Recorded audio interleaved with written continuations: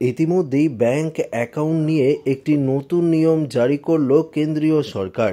যদি আপনাদের ব্যাংকের অ্যাকাউন্ট থাকে তাহলে অবশ্যই ভিডিওটি আপনারা প্রত্যেকেই প্রথম থেকেই শেষ পর্যন্ত মনোযোগ সহকারে দেখবেন। বন্ধুরা, আপনারা দেখতে পাচ্ছেন একটি ব্যাংক অ্যাকাউন্টে কতজন নমিনি থাকতে পারেন। সম্প্রতি লোকসভায় পাশ হওয়া বিলে ব্যাংক অ্যাকাউন্ট ব্যবহারকারীরা সর্বোচ্চ 4 জন পর্যন্ত নমিনি রাখতে পারবেন। বিনিয়োগকারীরা তাদের বিনিয়োগের জন্য পর্যায়ক্রমে অথবা একই সাথে 4 জন পর্যন্ত নমিনি নির্বাচন করার সুযোগ পাবেন। তবে এই সুবিধা লকার ব্যবহারকারীদের জন্য প্রযোজ্য নয়। একাধিক নমিনি থাকলে অ্যাকাউন্টধারীদের মৃত্যুর পর নমিনিরা কোনো আইনি জটিলতা ছাড়াই এফডির টাকা সহজে হাতে পেতে পারেন। উপার্জনক্ষম ব্যক্তির মৃত্যুর পর পরিবারের সদস্যদের যে সমস্যা হয় তা কমাতে এই পদক্ষেপ সাহায্য করবে।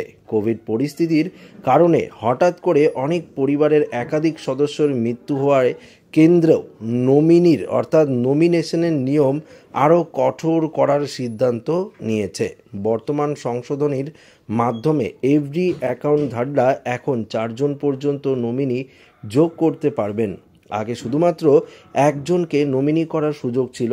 যদি একই সময়ে 4 জন নমিনিকে মনোনীত করা হয় তবে প্রত্যেককে কত শতাংশ অর্থ দেওয়া হবে তা অ্যাকাউন্টধারীকে আগে থেকেই উল্লেখ করতে হবে।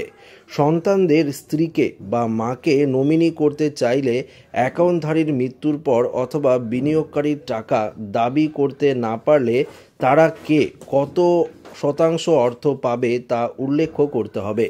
পর্যায়ক্রমিক নমিনেশনের মাধ্যমে একজন বিনিয়োগকারী একটি নির্দিষ্ট অগ্রাধিকার ক্রমে 4 জন নমিনি রাখতে পারেন। মৃত্যু বা অন্য কোনো কারণে বিনিয়োগকারী টাকা দাবি করতে না পারলে নমিনি পুরো টাকা দাবি করতে পারবেন। তো বুঝতেই পারলেন, নমিনির ক্ষেত্রে এই বড়সড় নিয়মটি জারি করা হয়েছে। অর্থাৎ আপনারা 4 জন পর্যন্ত ব্যাংকে নমিনি রাখতে পারবেন। তবে বেশ কিছু শর্ত রয়েছে, সেটা আপনারা এই ভিডিওটিতে বুঝতে পারলেন। তো ভিডিওটি ভালো লাগলে লাইক করবেন, নতুন শেয়ার করবেন, নতুন থাকলে চ্যানেলটিকে সাবস্ক্রাইব করে নেবেন। ধন্যবাদ।